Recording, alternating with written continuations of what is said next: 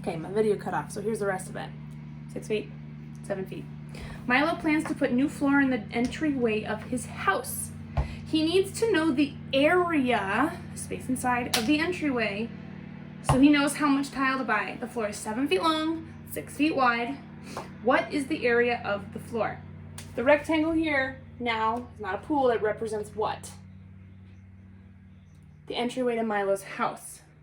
How can you find the area of Milo's entryway? There's no unit squares to count on the inside. So how are you supposed to find the area of the inside space?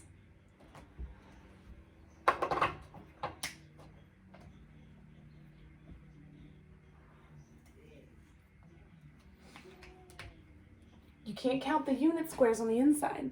So in order to find the area, you need to multiply the length times the width.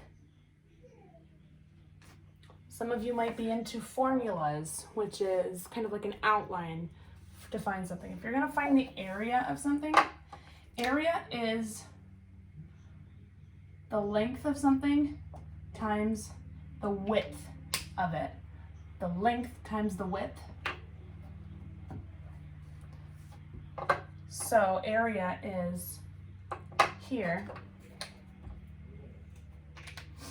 The length is 7 feet times the width, which is 6 feet, which equals what?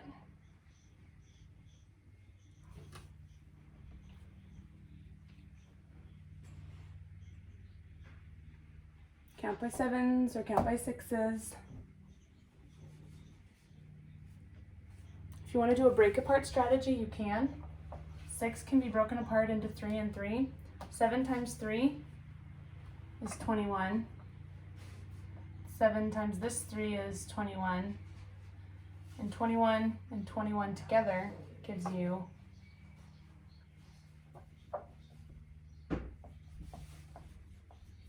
42.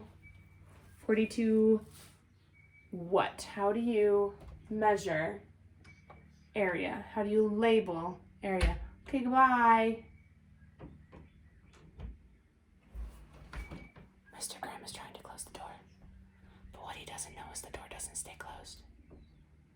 So it'll probably fall open here in a little bit. Anyway, square feet. Square feet. Area is the sum of the unit squares, but we don't have unit squares on the inside. It is measured in square units. That's your label. So Milo's entryway, the area of his entryway is 42 square feet. Okay. You need to turn in your work text. Here goes the door. Turn in your work text to page 229 and 230, please. 229 and 230.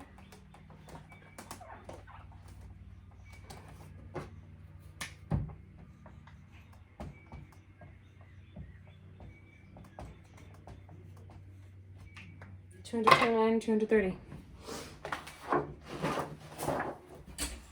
Okay.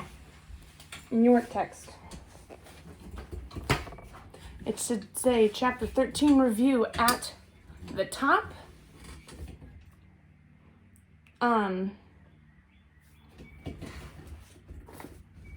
I do want you to do both sides, please, the front and the back. You're gonna match the term with the picture for number 1 through 9.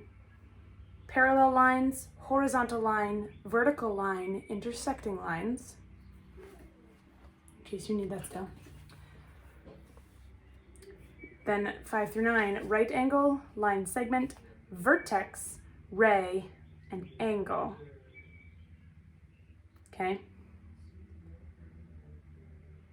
Then you're going to mark the vertex with a dot on number 10 through 14. Mark the vertex with a dot. Draw a square if the angle is a right angle. Do not make a square on every angle. Not every one of those angles is what's called a right angle. Use your index card. If you don't have this, make another one. Okay? Ooh, that's upside down. You're only going to mark the right angles. Put a dot on every one for the vertex where your rays come together, where they meet, but only draw a square for the right angles. Okay, on the back, or excuse me, on the bottom, you're writing area, perimeter to complete the sentence. On the back, write an equation to find the perimeter. Write an equation to find the perimeter of 18 through 21. There are 2 parts to answer. On the big line, that's where your equation goes. The little line underneath is where you're writing the sum of your lines. Okay.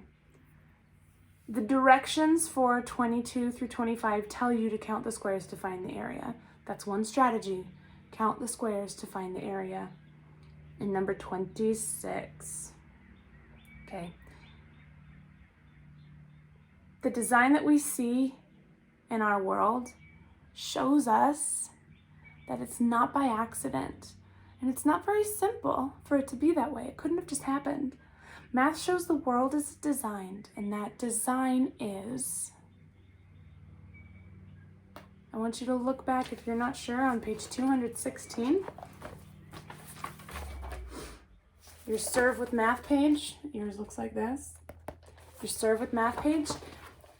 If you are struggling, you guys, with this review, if you're having a little bit of a tough time, look through the other pages. Look through the other work text pages that we did for this chapter, okay? That's what they're there for. Don't just like do a page and then forget about it. They are there to help you review, for you to go back and look at, to remind yourself, oh yeah. Because remember, there's those blue boxes at the top of every page with good reminders, okay? Use your index card if you need to help you find right angles, okay?